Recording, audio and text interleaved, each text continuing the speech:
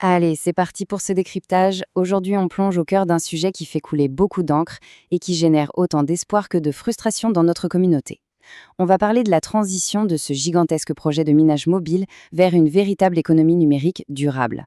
En tant qu'observateur patient, convaincu par le potentiel à long terme de ce réseau, on va essayer de voir clair. On va décortiquer les vrais enjeux qui se cachent derrière les graphiques et les rumeurs. Alors, on met le bruit de fond sur pause et on regarde ce qui se prépare vraiment. Section 1. Au-delà d'une simple monnaie, la grande vision. Bon, soyons clairs d'emblée. Ce réseau n'a jamais, mais alors jamais, eu pour seul but de faire tapoter sur un écran tous les jours pour accumuler des jetons virtuels. Pas du tout. La vraie ambition, le but ultime, c'est de créer un système financier numérique totalement inclusif et décentralisé.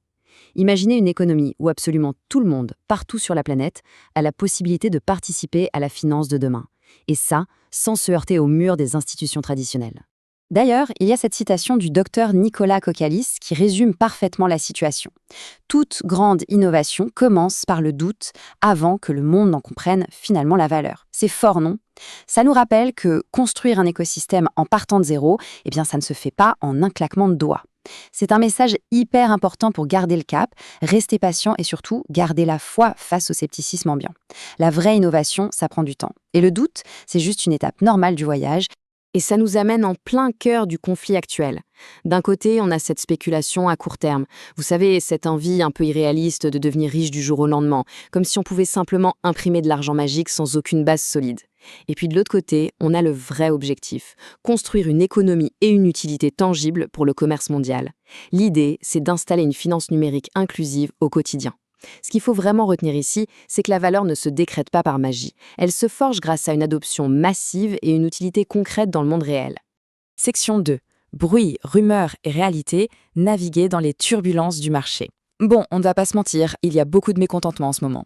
Le marché est super bruyant, ça part dans tous les sens, et c'est tout à fait compréhensible de se sentir un peu perdu face à ces montagnes russes.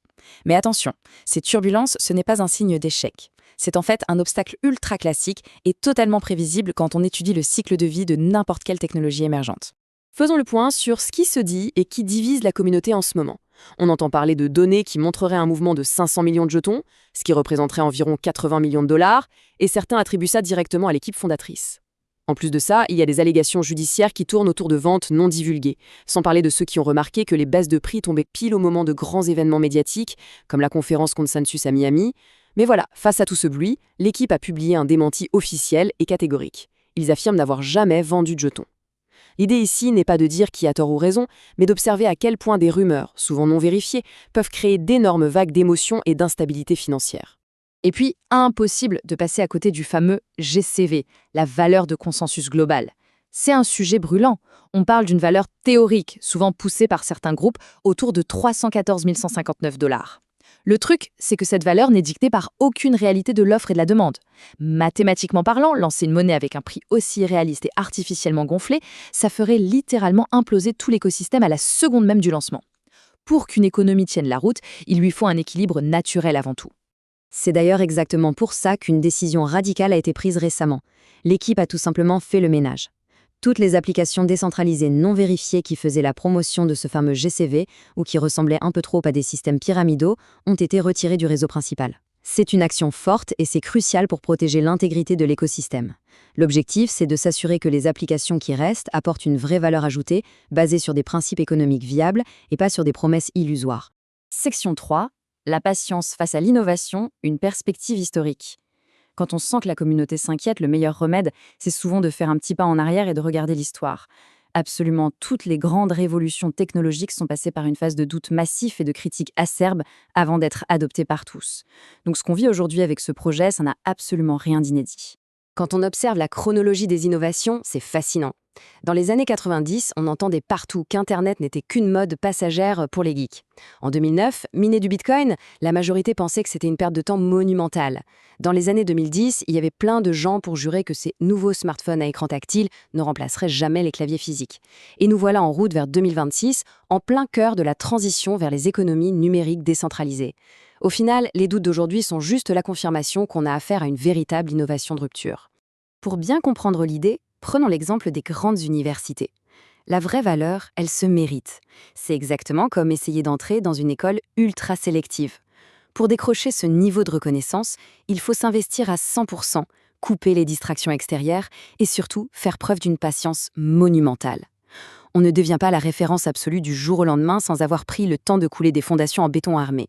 Section 4. KYC. Protéger le réseau. Les obstacles expliqués. Alors là, on touche au point qui cristallise le plus de tension dans la communauté, le fameux KYC, la vérification d'identité. Les délais ont causé énormément de frustration, c'est un fait. Mais il faut vraiment voir ça sous un autre angle. L'étape du KYC provisoire, ce n'est en aucun cas un rejet. C'est une barrière de sécurité totalement indispensable pour empêcher les acteurs malveillants de s'infiltrer. Et honnêtement, les résultats parlent d'eux-mêmes. 18,1 millions. C'est le nombre de personnes bien réelles qui ont déjà passé cette vérification avec succès, sur une communauté globale estimée à environ 70 millions de membres. C'est un accomplissement colossal. Vérifier l'identité de millions de personnes aux quatre coins du globe, c'est un véritable casse-tête technique et logistique. Forcément, ça demande du temps. Mais pourquoi être aussi pointilleux? La réponse est super logique. Un réseau restreint de, disons, 20 millions d'humains réels et vérifiés possède une valeur intrinsèque et à long terme infiniment supérieure à un écosystème de 100 millions de comptes fantômes artificiellement gonflés par des bots. Si on laisse une économie numérique se faire envahir par des faux comptes, elle va juste s'effondrer sous son propre poids. La qualité et l'authenticité de la communauté primeront toujours sur la simple quantité. Pour accélérer tout ça, sans sacrifier la sécurité, un système hybride plutôt malin a été mis en place. D'un côté, on a l'intelligence artificielle qui va brasser des montagnes de données, repérer les petites éroles et désengorger la file d'attente. Et de l'autre côté, on a les validateurs humains. Eux, ils interviennent sur les cas plus compliqués, valident les tests physiques et prennent les décisions finales. C'est ce travail d'équipe parfait entre la machine et l'humain qui permet de faire passer les vrais membres en priorité et de préserver l'intégrité du réseau. Section 5. Étape pour rester actif, le plan d'action. Bon, à cette théorie, passons à la pratique. Concrètement, quelles sont les actions simples qu'il faut faire pour naviguer efficacement dans cette vérification, surtout pour les comptes qui ont actuellement ce statut provisoire? C'est assez simple au final. Premièrement, il faut absolument faire toutes les vérifications de vivacité demandées par le système, comme les scans du visage ou les clignements des yeux. Ensuite, point crucial, vérifiez à la lettre près que les informations personnelles soumises correspondent exactement à vos papiers d'identité officiels. Une simple faute de frappe et bim, le dossier peut bloquer. Et enfin, continuez à miner activement tous les jours. Le système est conçu pour prioriser naturellement ce qui montre un engagement constant. Section 6. Construire l'avenir ensemble. La monnaie ultime. Après avoir vu les défis techniques, démêlé les rumeurs et compris les processus de vérification, il est grand temps de se recentrer sur le but ultime de toute cette initiative. L'objectif, c'est de forger une communauté numérique solide, endurante et capable de soutenir une vraie économie à l'échelle mondiale. Les bases d'une économie durable, elles sont claires. D'abord, l'utilité réelle doit toujours passer avant le simple engouement spéculatif du marché. Ensuite, il faut garantir une transparence absolue et se conformer aux règles. On a aussi besoin de favoriser une gouvernance communautaire qui tient la route. Et surtout, tout doit rester axé sur le long terme. Les grands mouvements historiques se construisent avec de la constance, une vraie vision et inévitablement beaucoup de patience pour laisser à ces principes le temps de s'enraciner profondément. Finalement, la patience, ce n'est pas juste une vertu face à l'attente, c'est véritablement la monnaie d'échange indispensable pour bâtir un avenir solide. Alors, ça nous amène à une question essentielle. Pourquoi la patience est-elle la clé absolue de cette révolution numérique et quel rôle sommes-nous prêts à jouer dans l'économie décentralisée de demain ? Je vous laisse y réfléchir, merci d'avoir suivi ce décryptage avec attention.